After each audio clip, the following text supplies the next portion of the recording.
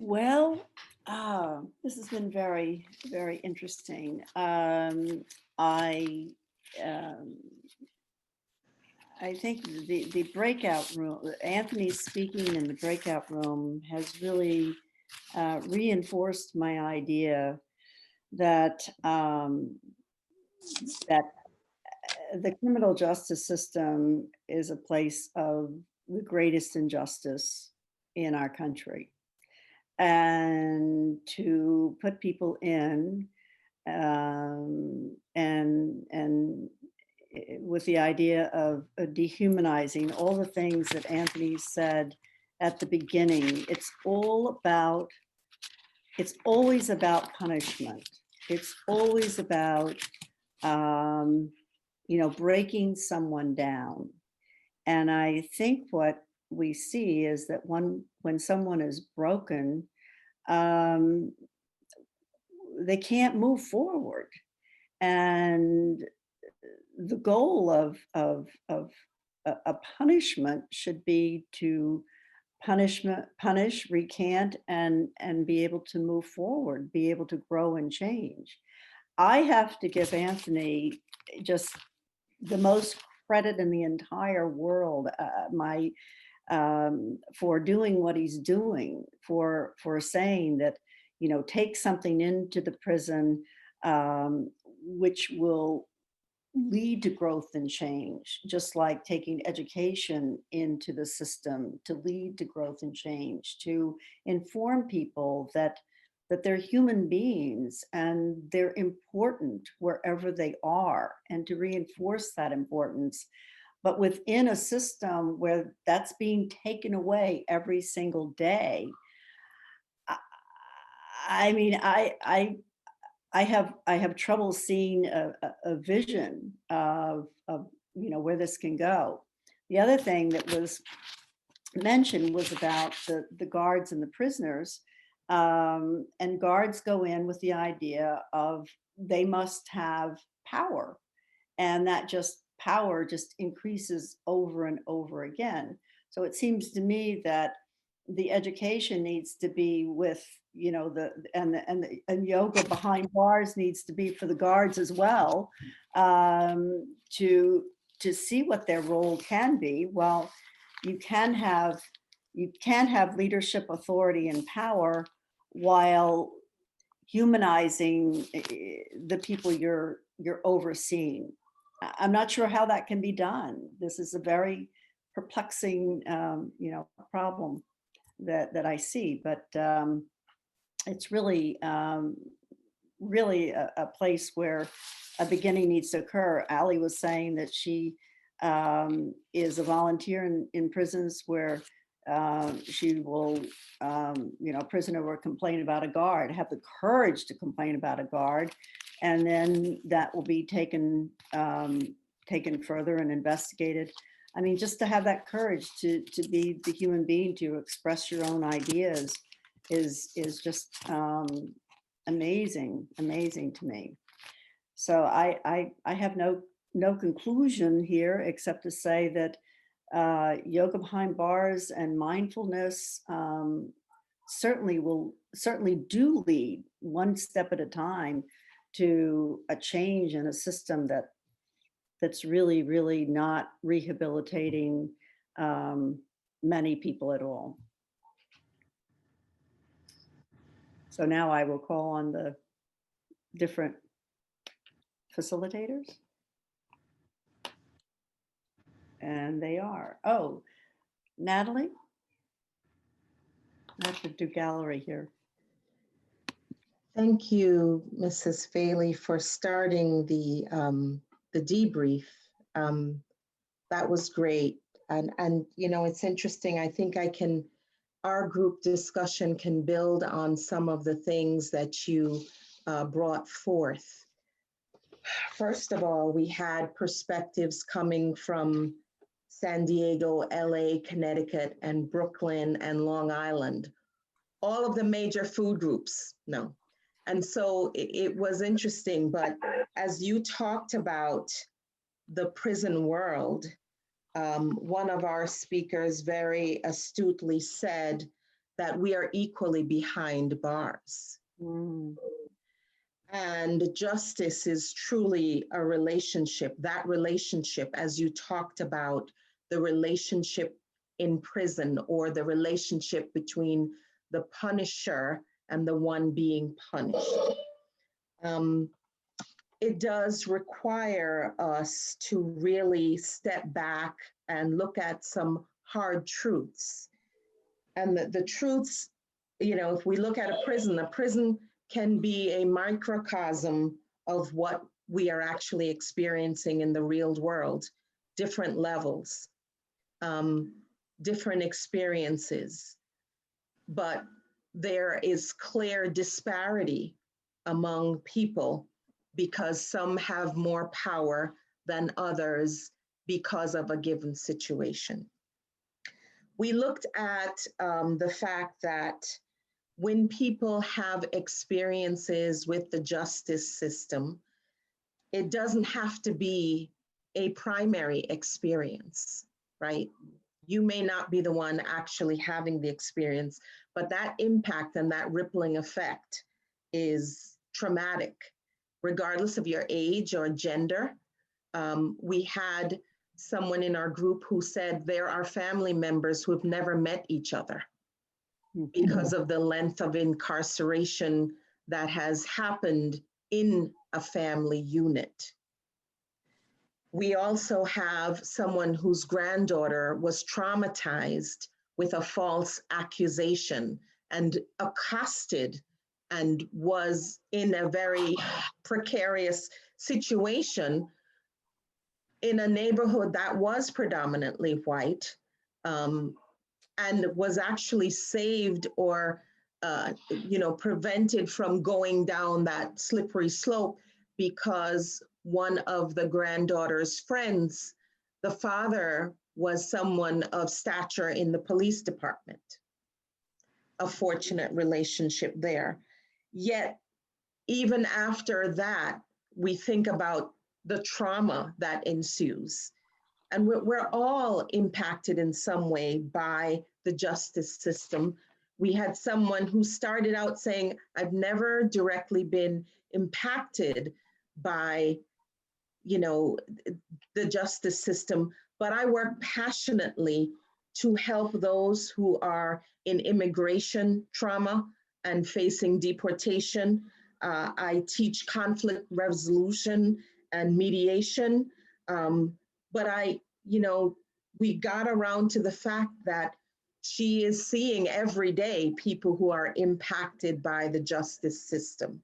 So not having a direct relationship, but being impacted by the fact that your work and your passion is around undoing this terrible, terrible machine that has so many layers to it. That is a failed experiment, as Mrs. Faley spoke about. And the fact that there is so much around protecting that failed experiment, that code of silence, the blue wall, people who know that things are not working, but they can't bring themselves to let go and recognize the imperfection and the huge impact that it has on destroying the lives of so many people. And so we said, when thinking about, that statement on peace, peace should not be the end destination. Peace should be where we start. If we started with that inner peace, then we would actually see maybe a different world. And maybe that's the way to look at this huge monster that we really can't impact. We can't change these layers of white supremacy protocol and process that has created a value system that has its knee on the necks of certain people. But if we start with peace, which should be the birthright of everybody, every person, and keep looking for that peace, maybe the way we interact, maybe the way we talk with each other, maybe the way we respond to each other just might be different. If justice is truly a relationship rather than a set of rules, maybe we can change that narrative. Maybe we can do something differently. The poet, this was a quote, "Iron bars do not a prison make," Robert Frost. Do we create our own prisons? Do we perpetuate the impact that prison and incarceration has on us by not doing something differently? The other comment was, we adjust our thermostats more frequently than we adjust ourselves. But we've not been taught to adjust ourselves. We've been taught to fit into someone else's narrative, someone else's rules, someone else's conclusions. And we have to start dismantling it in that way.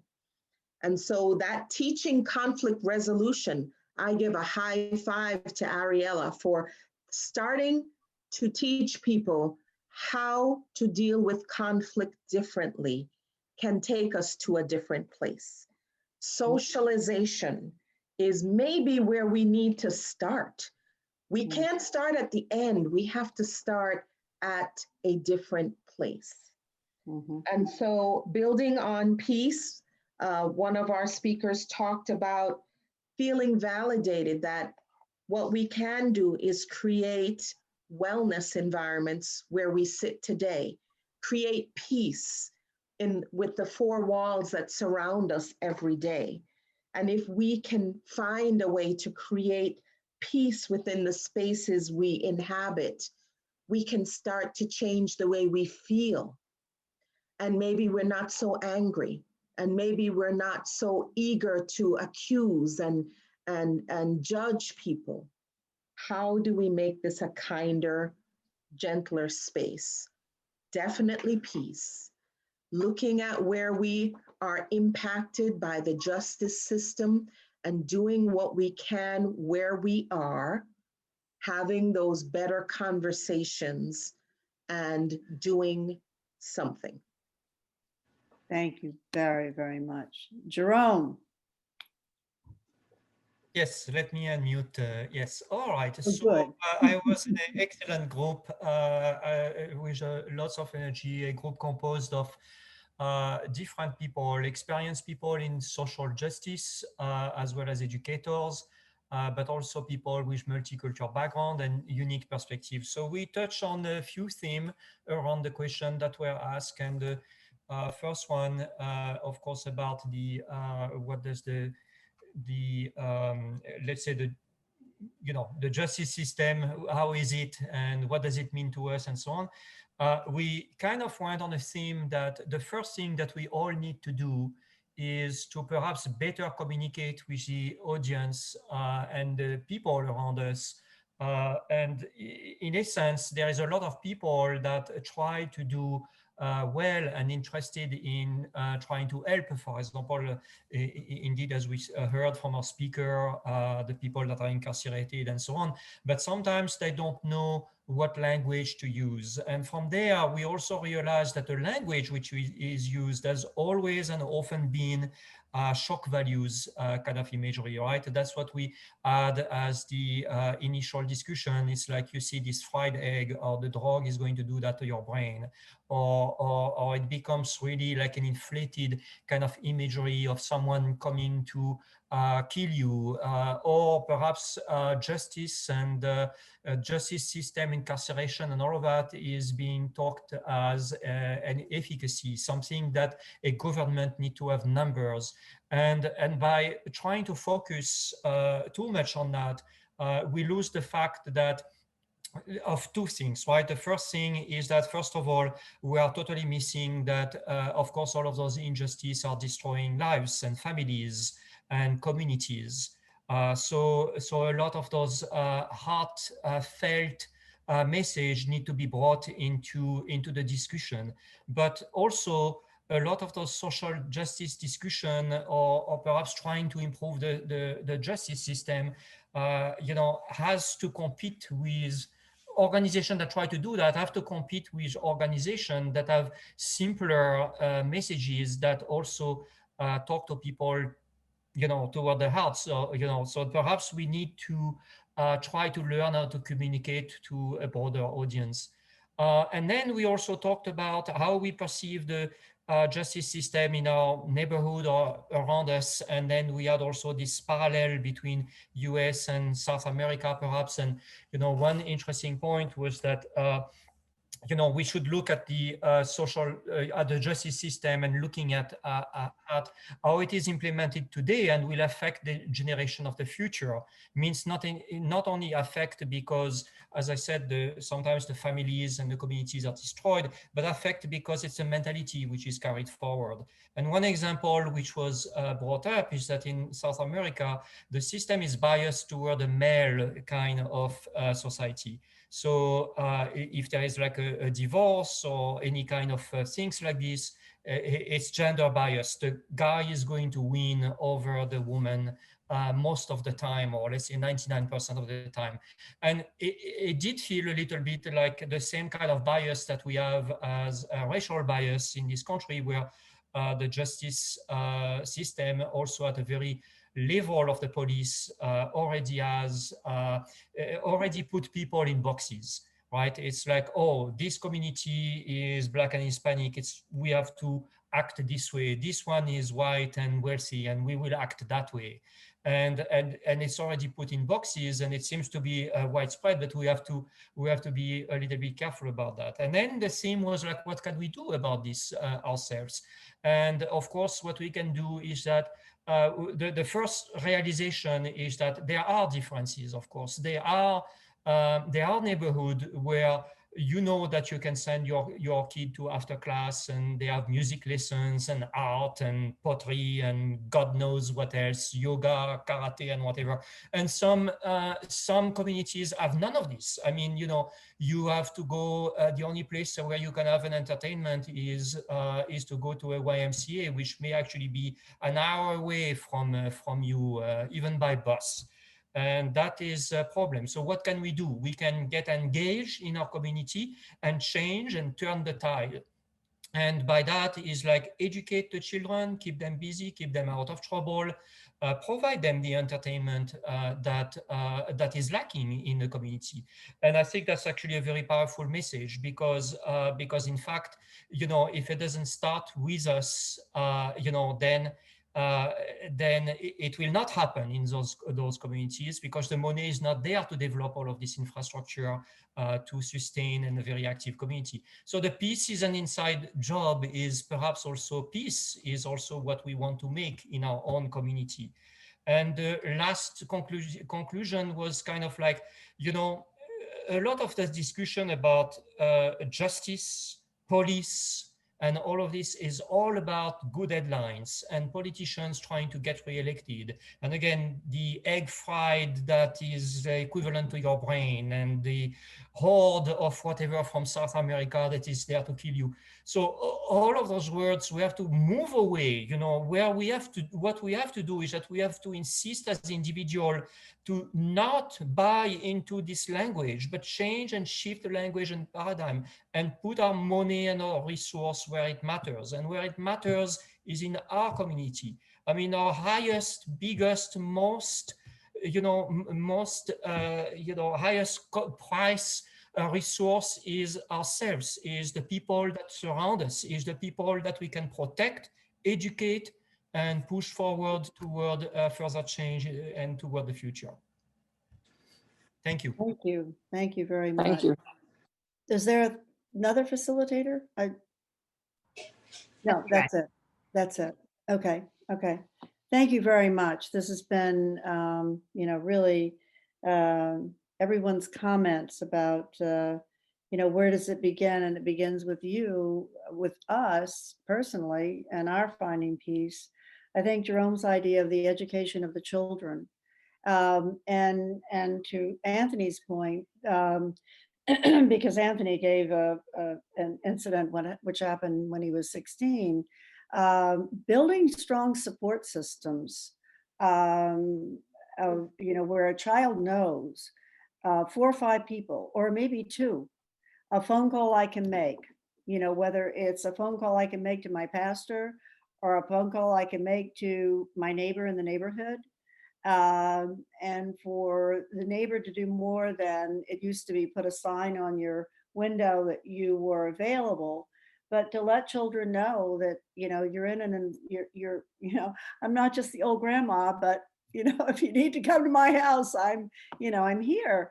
And I think creating that sense of community, how we do it, but it begins with young people for both sides, for those people who will be the guards or the power people, or those people who might unfortunately be victims of the injustice system. I wouldn't call it the totally criminal justice. So thank you very much.